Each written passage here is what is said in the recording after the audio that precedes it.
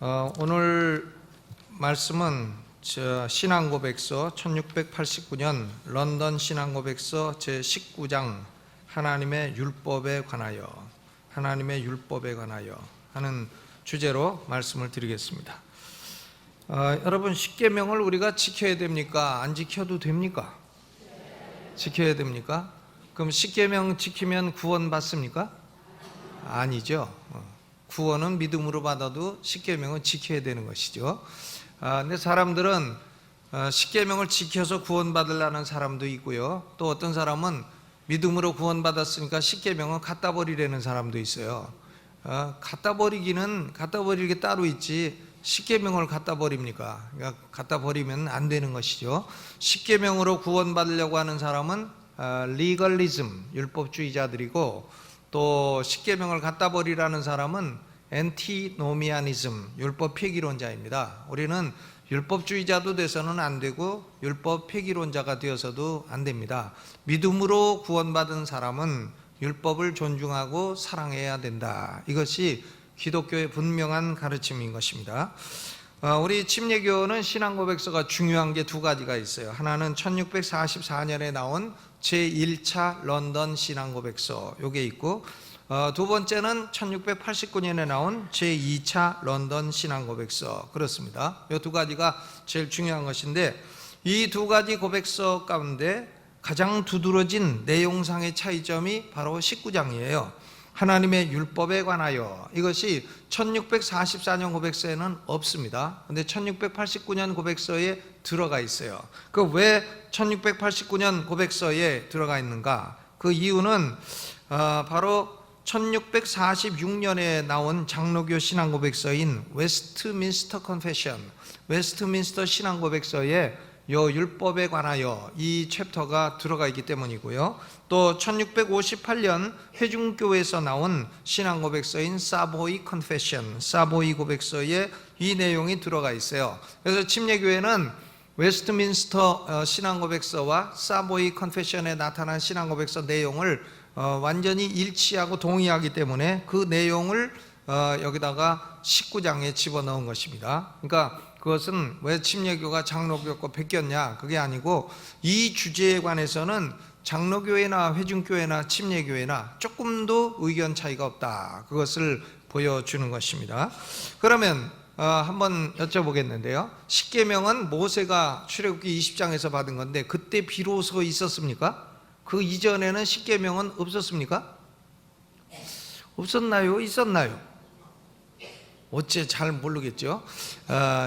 그건 뭐냐면은, 첫째, 우리 신앙고백서가 고백하는 것은 뭐냐면은, 십계명은 창조할 때부터 하나님이 아담의 마음속에 기록해 놓으신 법이다 하는 겁니다. 창조할 때부터 아담의 마음속에 십계명이 들어가 있었어요. 그런데 모세를 통해서 시내산에서 십계명을 받은 건 뭐냐? 그것을 문서화하고 또 기록해 놓은 것이다. 문서화한 것이다, 그런 얘기인 것입니다. 그러니까 이 모세를 통해서 십계명이 문서화되었고 기록화되었다 하는 의미인 것이지, 그 이전에 십계명이 없었고 십계명을 어겨도 죄가 안 되었다, 그런 얘기는 아닌 것입니다. 그러니까 첫째, 우리가 기억해야 될 것은 창조시에 아담의 마음속에 기록된 법이나 모세를 통해서 주신 십계명이나 실질적인 내용이 동일하다는 사실이에요. 로마서 2장 12절에 무릇 율법 없이 범죄한 자는 또한 율법 없이 망하고 무릇 율법이 있고 범죄한 자는 율법으로 말미암아 심판을 받으리라 그랬는데, 여기서 생겨나는 의문은 이것입니다. 아니, 율법이 없는데 어떻게 사람을 죄인이라 할 수 있고 법도 없는데 어떻게 죄로 인해서 멸망할 수가 있느냐? 이 질문에 대한 대답이 로마서 2장 15절입니다. 그 생각들이 서로 혹은 송사하며 혹은 변명하며 그 마음에 생긴 율법의 행위를 나타내느니라. 그 마음에 새긴 율법의 행위를 나타내느니라. 그러니까 율법이 기록된 형태로 존재하지는 않았다고 할지라도 하나님이 아담을 창조하실 때 율법을 그 마음에 기록해 놓으셨다 하는 내용인 것입니다. 그것이 바로 아담이 하나님의 형상대로 창조되었다는 의미예요. 여러분, 뭐 개가 십계명을 지킨다 그런 거 보셨어요? 개가 십계명을 지킨다. 난 십계명 지키는 개 여태까지 본 적 없어요. 돼지가 무슨 십계명을 지켰다 그런 거 보신 적 있으십니까? 돼지가 무슨 간음하지 말라 이걸 지킵니까? 개가 무슨 도적질하지 말라 이런 거 지킵니까? 먹을 수 있으면 아무거나 먹지. 그러니까 이 개나 돼지나 짐승은 십계명이 없어요. 오로지 사람의 마음에만 하나님이 거룩한 법을 기록해 놓으셨다. 그러니까 이것이 바로 하나님의 형상, 이미지 오브 갓인 것입니다. 하나님의 형상에 대해서 신약 성경에서는 두 가지 귀절이 말씀하고 있어요. 하나는 에베소 4장 24절, 하나님을 따라 의와 진리와 거룩함으로 지으심을 받은 새 사람을 입으라. 하나님을 따라 의와 진리와 거룩함으로 지으심을 받은 새 사람을 입으라. 골로새서 3장 10절에는 새 사람을 입었으니 이는 자기를 창조하신 자의 형상을 따라 지식에까지 새롭게 하심을 받는 자니라 그랬습니다. 그러니까 하나님의 형상이라는 것은 지식과 의와 거룩함이에요. 그 지식이라는 건 뭐냐? 하나님의 거룩한 법을 안다는 거죠. 인간이 하나님의 거룩한 법을 아는 거예요. 그러면 거룩함이란 뭐냐? 아담이 타락하기 이전에는 인간은 하나님의 법을 어긴 적이 없다는 거예요. 하나님의 법을 어긴 적이 없다. 그리고 의란 뭐냐? 아담은 하나님의 법을 지킬 수 있는 능력을 갖고 있었다. 자유의지를 아담은 갖고 있었다. 그런 얘기예요. 능력을 갖고 있었다. 그러니까 아담은 하나님의 형상을 갖고 창조되었기 때문에 하나님의 거룩한 법이 마음에 기록되어 하나님의 법이 무엇인지를 알아요. 알고 하나님의 법을 지킬 능력도 있고 하나님의 법을 어긴 적도 없습니다. 그런데 아담이 하나님의 법을 지킬 능력도 있고 어길 능력도 있는데 어길 능력을 이용해 가지고 하나님의 법을 어기고 인류를 원죄와 사망에 빠뜨리게 되었습니다. 그러므로 아담의 아들이 이름이 누구죠? 맏아들. 아버지는 아신데 아들은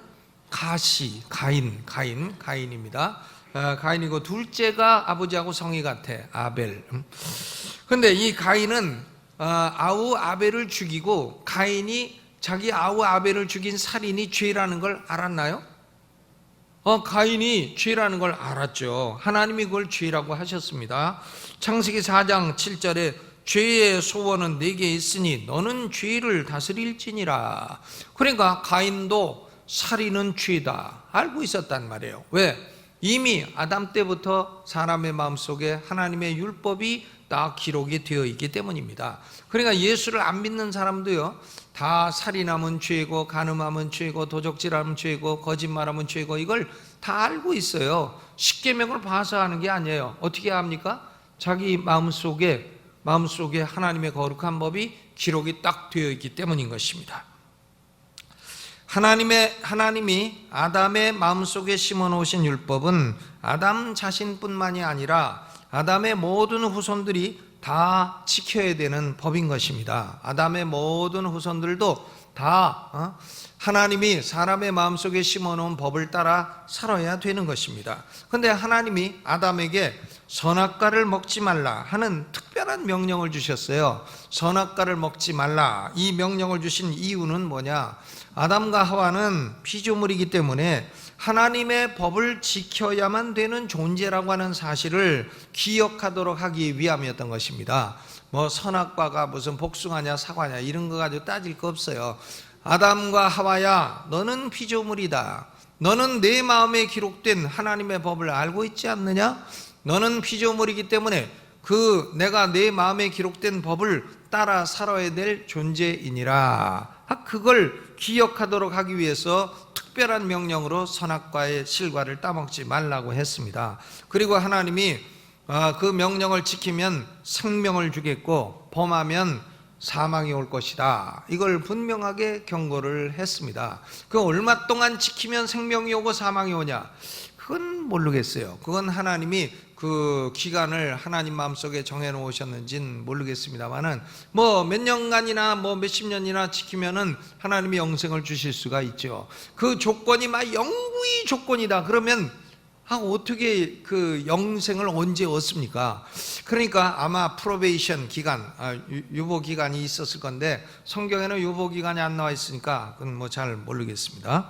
어쨌든 하나님이 시험하는 기간에 그 시험 기간에 선악과를 안 따먹으면 영생을 얻게 되고 선악과를 따먹으면 사망하게 되는 건데 하와의 꼬임에 넘어가지고 아담도 따먹고 다 해가지고 아담한 부가 동반해가지고 하나님의 법을 딱 거역하는 바람에 그래가지고는 결국 그때부터 죄가 인류에게 들어와서 인류는 죄인이 되고 그것이 아담의 죄가 첫 죄가 모든 인류에게 다 전가가 되어서 죄로 말미암아 사망이 들어오게 되었고 이로 말미암아 모든 사람에게 사망이 이르렀느니라 이렇게 된 것입니다.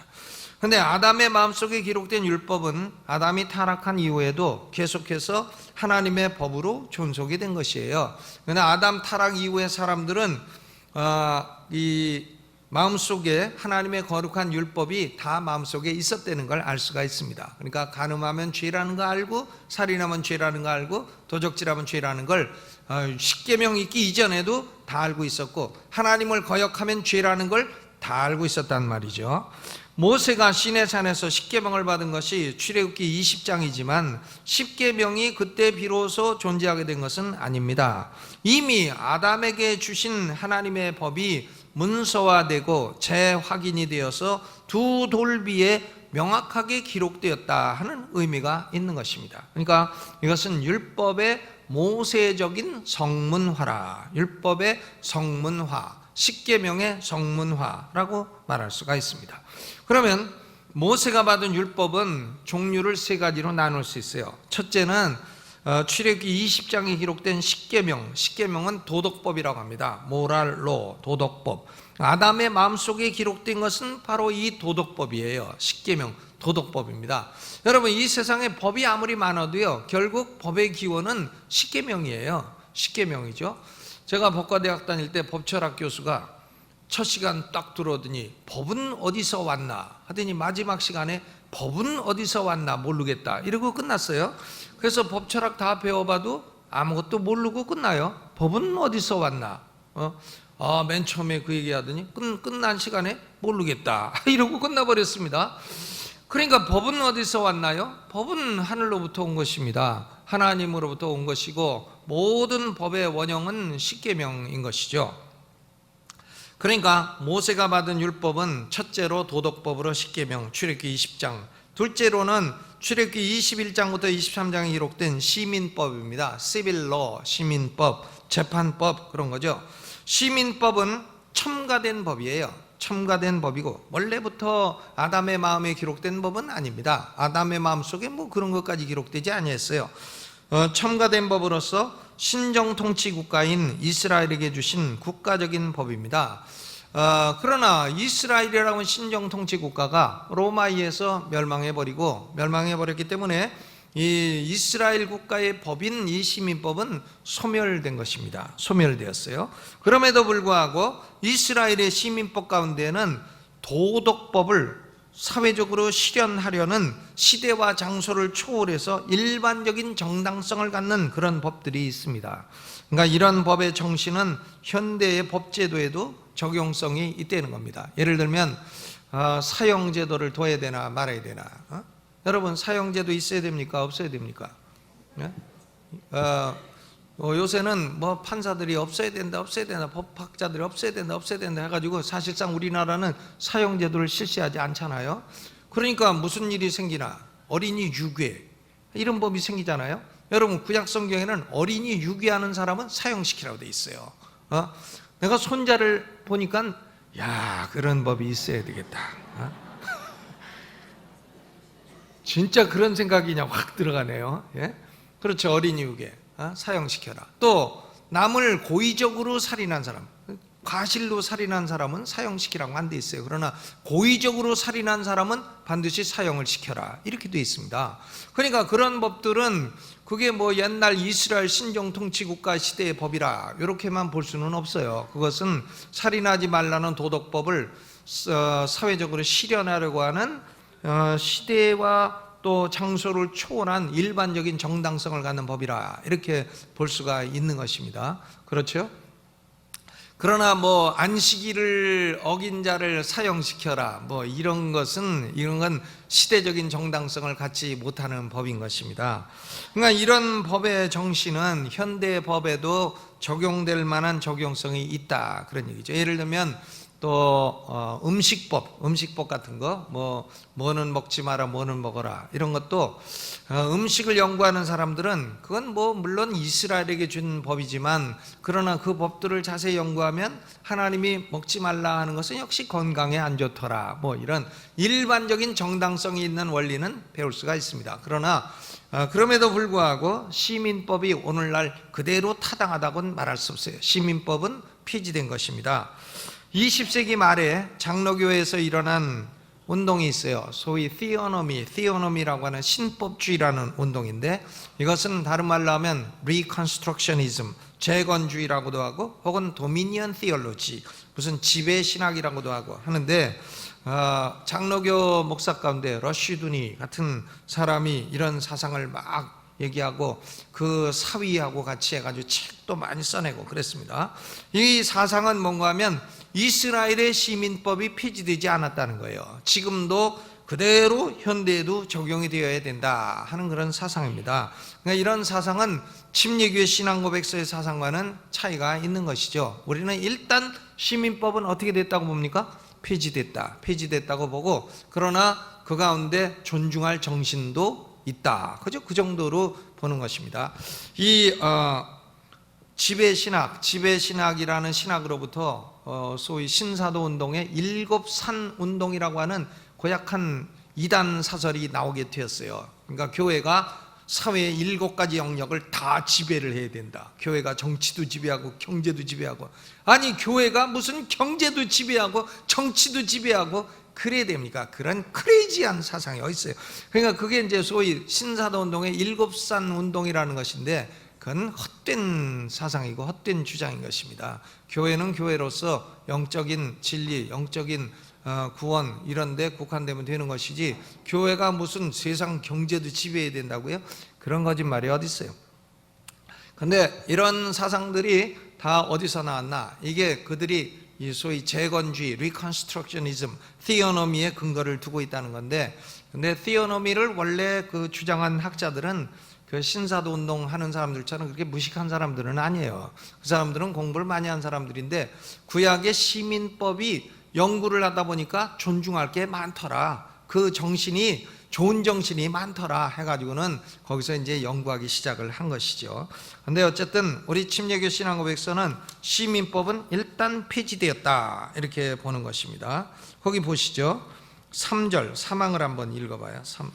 사항 읽어봐요. 사항 읽어보시죠. 시작. 하나님은 또한 그들에게 여러 가지 재판법들을 정해주셨다. 그 법들은 그 백성의 국가와 더불어 소멸되었다. 현재는 그 재판법 자체로서는 아무에게도 구속력을 갖지 아니하나 그 재판법이 갖는 일반적인 정당성의 범주에서 효력을 갖는다. 그렇죠? 그러니까 그 재판법이 정당할 때, 오늘날도 볼 때에 도덕법에 정당할 때 그때에는 우리가 고려를 할 수가 있다. 그죠? 그런 얘기로 고백을 하고 있는 것입니다. 그러니까 모세가 3가지 법을 받은 하나는 도덕법이고 그리고 또 하나는 시민법 재판법이고 또 하나는 의식법이에요. 제사 지내는 법. 출애굽기 25장부터 40장까지 의식법을 규정하고 있습니다. 예수 그리스도가 이 의식법이 예표로 가리키는 모든 것을 실체로서 완성하시기 때문에 신약시대에는 이런 의식법은 더 이상 필요 없게 완전히 폐지가 된 것입니다. 뭐 제사를 지내야 된다든가. 그러니까 이 20세기에 나타난 소위 세대주의 신학이 예수님 재림하시면 저기 이스라엘 모리아 산에 성전을 다시 지어놓고 피의 제사를 다시 드린다 이런 말을 하는데 이것은 아주 시대착오적인 아주 복음을 부인하는 엄청난 거짓말인 것이죠. 그러니까 의식법은 이미 다 폐지되어 버렸어요. 의식법 제사장이 제사장 옷을 입고 옷을 떡 입고, 난 목사들도 옷 이상한 것 입고 보는 거 보면은 약간 속으로 저 사람 옷을 저렇게 입고 잘난 척하나, 속으로 조금 그런 생각이 들어갑니다. 그냥 양복 입고 넥타이 매고 그러고 하지, 뭔 저렇게 옷을 따로 입고 색깔 있는 거 따로 입고 따로 입고. 난 근데 이제 예식할 때 가운을 입죠. 그거 왜 입는지 아십니까? 양복이 좀 껄쩍지근해서 입는 거예요. 넥타이나 이런 거 다 언제나 색을 맞춰서 입기가 어려우니까 가운을 입는 거. 장례식 때도 가운을 입는 것은 양복이 합당치 않거나 이럴 때에 가리기 위해서 입는 것이지, 그건 잘난 척 하려고 입는 것은 아닌 것입니다. 그러니까 모세가 받은 율법은 중요한 것이, 지금까지도 타당한 것이 도덕법이에요. 도덕법으로서 십계명은 시민법이나 의식법과는 여러 가지 면의 차이가 있어요.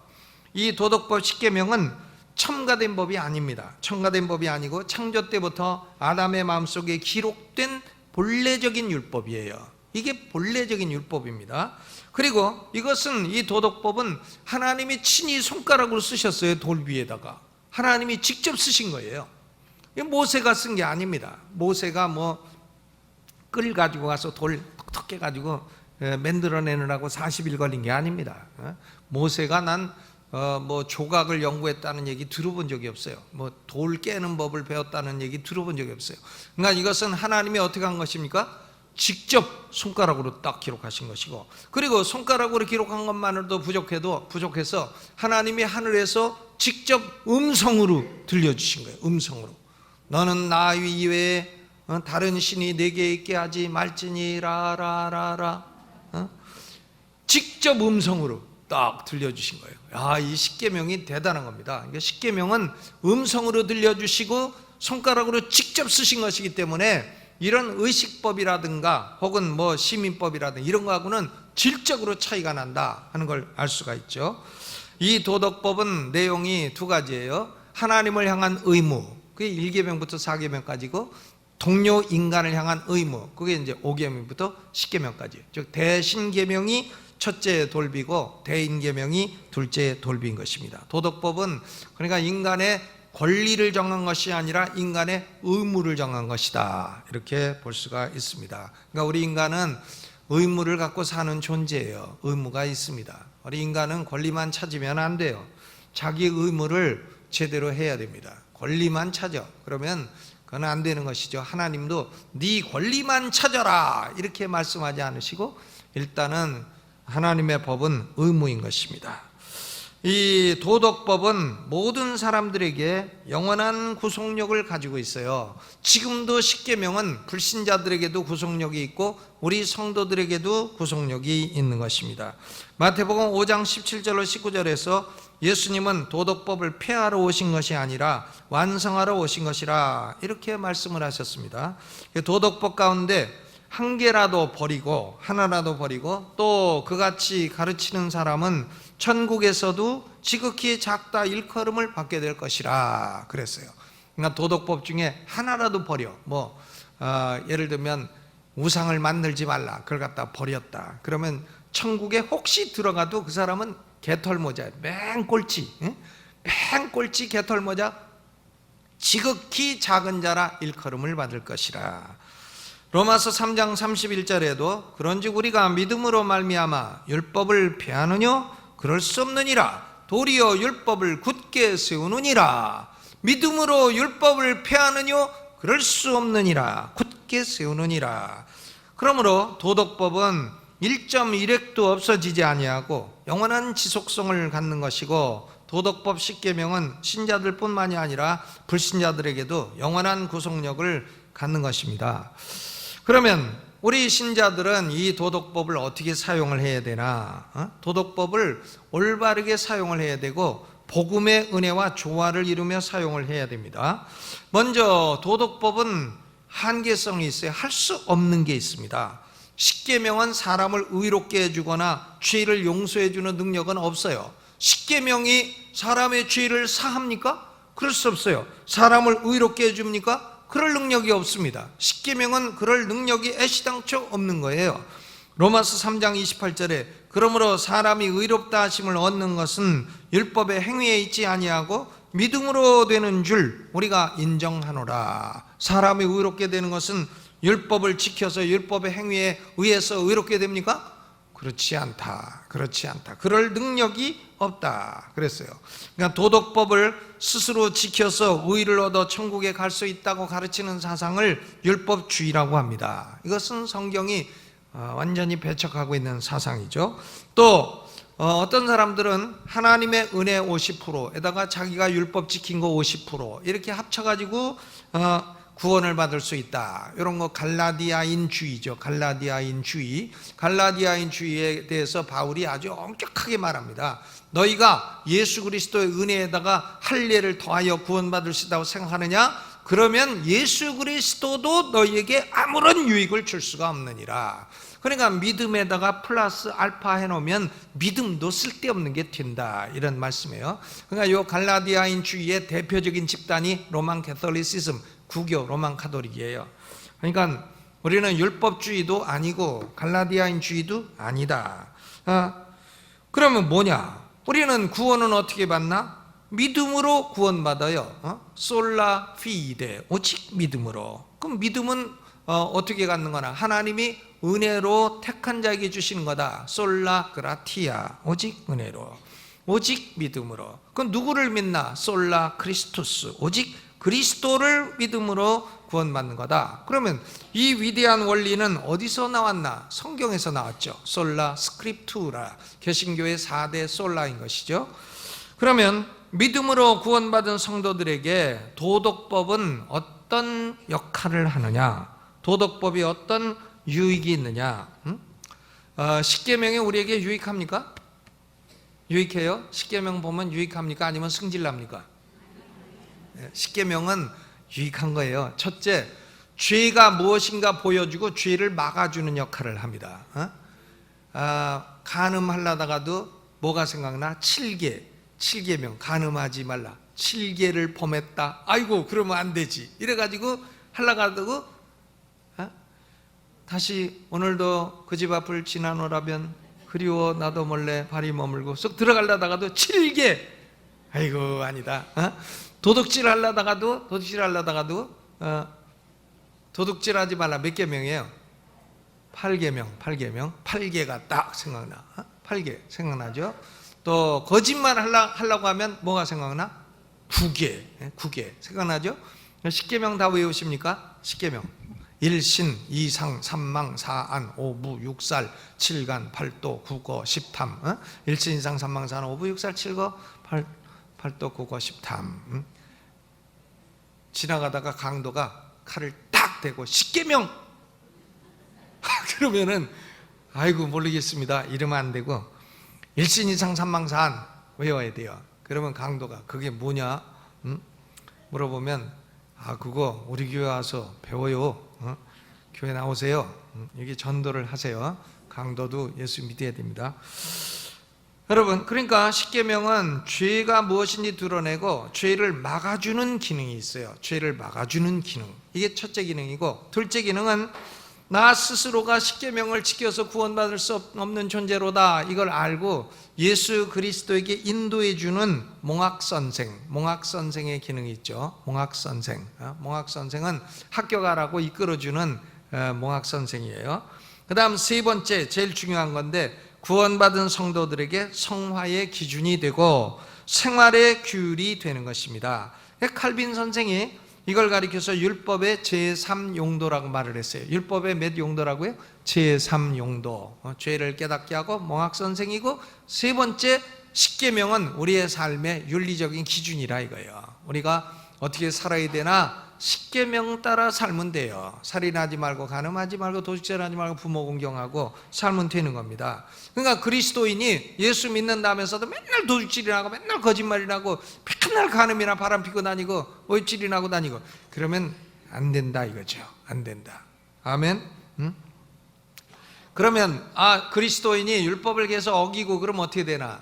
하나님으로부터 얻어 터진다. 1. 그러면 못 쓰느니라. 2. 그러면 안 되느니라. 3. 그러면 얻어 터지느니라. 얻어 터지게 된단 말이에요. 아버지의 징계. 뭐 징계하고 형벌하고 다르다 하지만 얻어 터지는 건 똑같아요. 그러니까 이걸 자꾸 율법을 어기고 죄를 짓게 되면 하나님의 사람 막대기와 인생 채찍이 딱 와가지고 얻어 터지게 된다는 것입니다.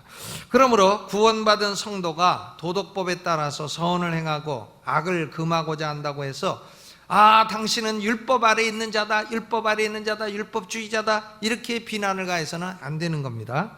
주의를 지키느라고 가게 문을 닫았다. 그럼 어떤 사람은 율법주의자네, 율법주의자네 그래. 여러분, 그러면 7계명을 따라서 간음하지 않으면 율법주의자가 됩니까? 8계명을 따라서 도적질하지 않으면 율법주의자가 됩니까? 말도 안 되는 비난인 것이에요. 그러니까 성도가 도덕법을 바르게 사용하는 것은 믿음으로 말미암아 구원받는 복음과 조금도 모순되지 않아요. 우리 하나님 이외에 다른 신을 우리가 둬서는 안 돼요.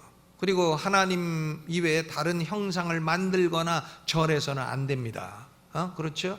뭐 마리아상을 만들거나 뭘 만들고 절하고 만들지도 말아야 되고요. 만들어도 절은 안 한다. 왜 만들어요 그런 걸? 만들지도 말라 그랬지 뭐 절만 하지 말라 그랬나요? 만들질 말아야지. 그러니까 그거 이상 삼망 여호와 이름을 망령되 일컫지 말고 안식일을 기억하여 거룩히 지키고 주일 성수, 주일은 성도의 안식일이에요. 안식일을 기억하여 거룩히 지키고 그래야 되죠. 주일 성수를 해야 됩니다. 2주일 성도가 되면 안 되죠. 오늘은 교회 가고 다음 주는 등산 가고 오늘은 교회 가고 다음 주는 돌주스러 가고 오늘은 교회 가고 다음 주는 골프 치러 가고 이러면 안 된단 말이에요. 그러니까 한 주 걸러서 교회 오는 성도 2주일 코미디언 2주일과 같은 2주일 성도가 되면 안 되는 것이죠. 주일 성수는 아주 생명처럼 여기고 자식들에게도 주일 성수는 아주 생명이라고 가르쳐야 됩니다. 왜 해야 됩니까? 그러면 그냥 묻지도 말고 지키라고 가르쳐야 돼요. 4계명 하나님의 계명이라 가르쳐야 됩니다. 5. 부모를 공경하라. 그래야지. 그럼 그리스도인이 부모 학대하고 가면 됩니까? 6. 살인하지 마라. 7. 간음하지 마라. 8. 도적질하지 마라. 9. 거짓말하지 마라. 10. 이웃의 아내나 이웃의 집을 탐내지 마라. 이웃의 아내를 탐내지 마라. 그러니까 우리 성도들은 예수 믿고 구원받아도 이 도덕법을 존중하고 사랑하는 것이 구원받은 복음과 조금도 모순되는 것이 아닙니다.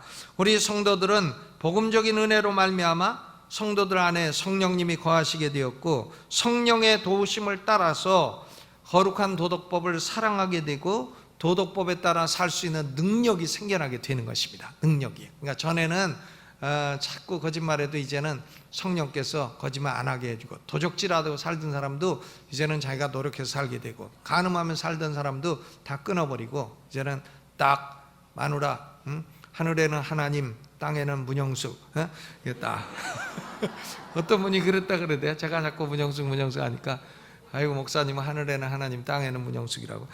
근데 그럼 그래야지 뭐 땅에는 무슨 뭐 김영숙도 있고 박영숙도 있고 그러면 되겠습니까? 문영숙만 있어야지. 하나만 딱 있어야지.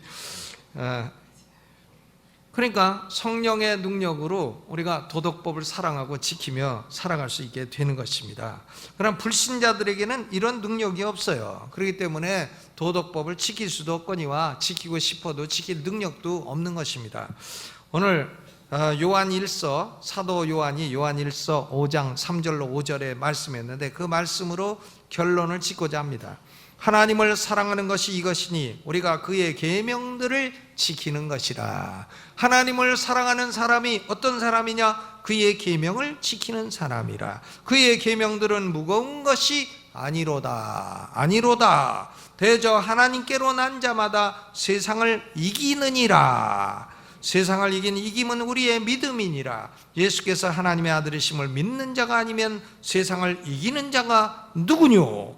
믿음으로 구원받은 사람은요 하나님의 거룩한 법을 사랑하고 지킴으로 세상을 이기며 살게 되는 것입니다. 우리 모든 성도들이 마음속으로 하나님의 거룩한 법을 사랑하고 세상을 이겨나가시기를 주님의 이름으로 축원합니다.